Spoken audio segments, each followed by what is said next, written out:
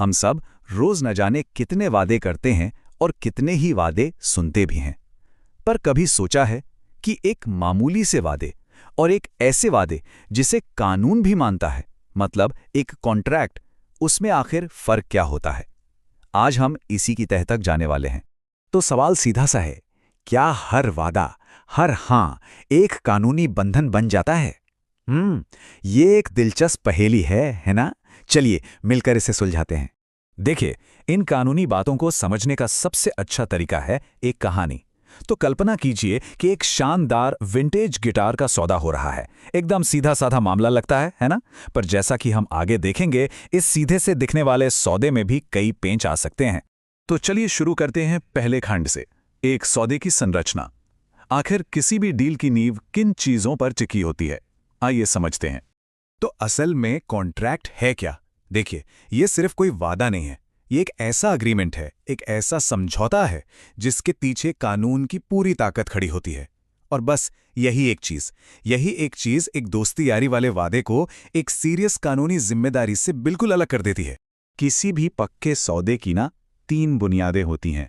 पहला है ऑफर, यानी एक साफ सुथरा प्रस्ताव, जैसे मैं ये गिटार 20,000 रुपए में बेचना चाहता हूं। दूसरा है एक्सेप्टेंस, यानी उस प्रस्ताव की मंजूरी, ठीक है मैं इसे खरीदूंगा।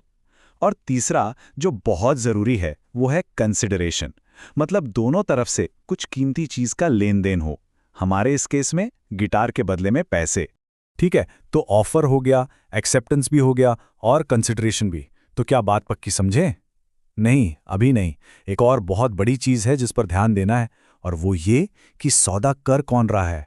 और यहीं हमारी गिटार वाली कहानी में आता है पहला ट्विस्ट। सोचिए क्या हो अगर वो गिटार खरीदने वाला लड़का सिर्फ 16 साल का हो। अब बताइए, क्या ये सौदा अब भी टिकेगा? क्या कानून इसे मानेगा? देखिए, कानून इस मामले में बिल्कुल साफ है। वो बताता है कि कौन कॉन्ट्रैक्ट करने के लायक है और कौन नहीं। और इस लिस्ट में कौन कौन नहीं आता? माइनर्स यानी नाबालिग, ऐसे लोग जिनका दिमागी संतुलन ठीक नहीं है, और कुछ और भी लोग हैं जिन्हें कानून किसी वजह से कॉन्ट्रैक्ट करने के अयोग्य मानता है। और ये जो केस है ना मोहिरी बीबी वाला, ये एक लैंडमार्क केस है।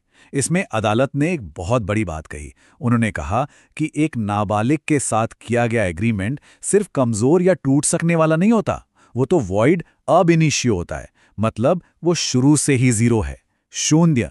कानूनी तौर पर वो एग्रीमेंट कभी था ही नहीं। चलिए मान लेते हैं कि सौदा करने वाले दोनों लोग बालिग हैं और सक्षम भी, और उनके बीच एक समझौता भी हो गया है।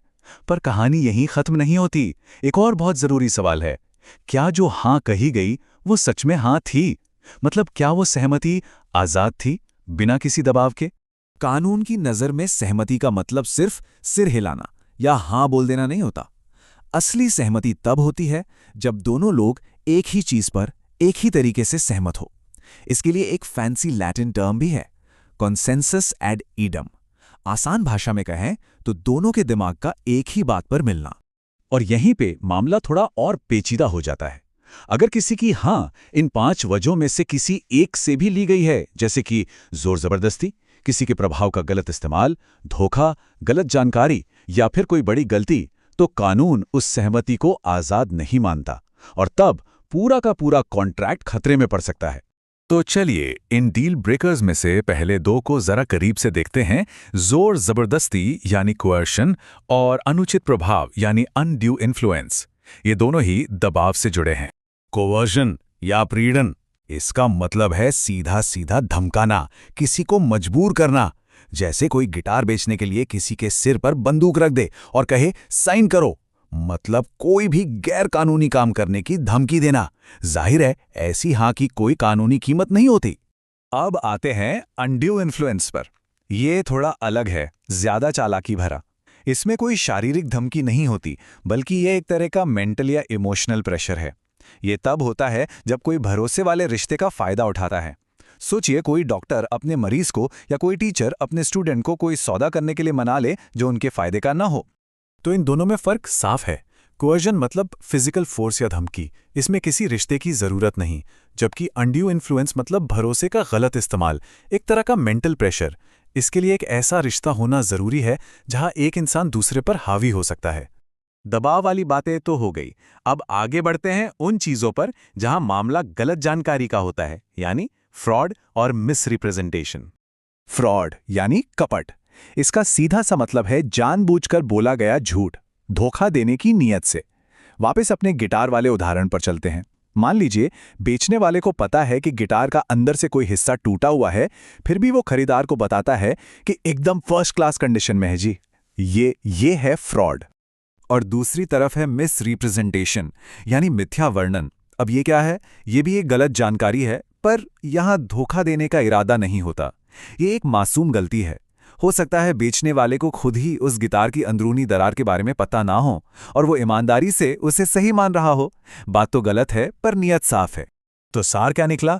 फ्रॉड और मिसरिप्रेजेंटेशन के बीच सिर्फ और सिर्फ एक चीज का फर्क है, और वो है नियत, इंटेंट टू डिसीव। क्या झूठ जानबूझकर बोला गया था, या वो बस एक अनजाने में हुई गलती थी? बस यही एक सवाल तय करता है कि आगे कानूनी कार्रवाई क्या होगी। तो हमने अब तक ये तो देख लिया कि एक कॉन्ट्रैक्ट में क्या क्या गड़बड़ हो सकती है, पर जब ऐसी कोई गड़बड़ होती है तो उसका नतीजा क्या निकलता है, कानूनी तौर पे होता क्या है? चलिए अब ये समझते हैं। यहां पर दो बड़े शब्द सामने आते हैं, वॉइड और वॉइडेबल।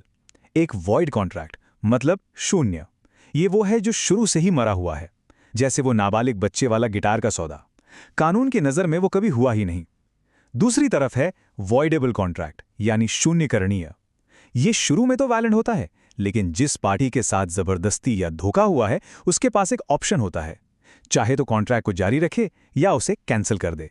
तो अगली बार जब किसी डील पर हाथ मिलाया जाए या कोई वादा किया जाए तो एक पल रुककर सोचिएगा, क्या ये सिर्फ एक वादा है या एक कॉन्ट्रैक्ट? क्या इसमें ऑफर, एक्सेप्टेंस, कंसिडरेशन तीनों मौजूद हैं? क्या सौदा करने वाले लोग सही हैं? और सबसे बड़ी बात, क्या सबकी हाँ में वाकई हाँ है? क्योंकि इन्हीं सवालों का जवाब एक मामूली से वादे को कानून की ताकत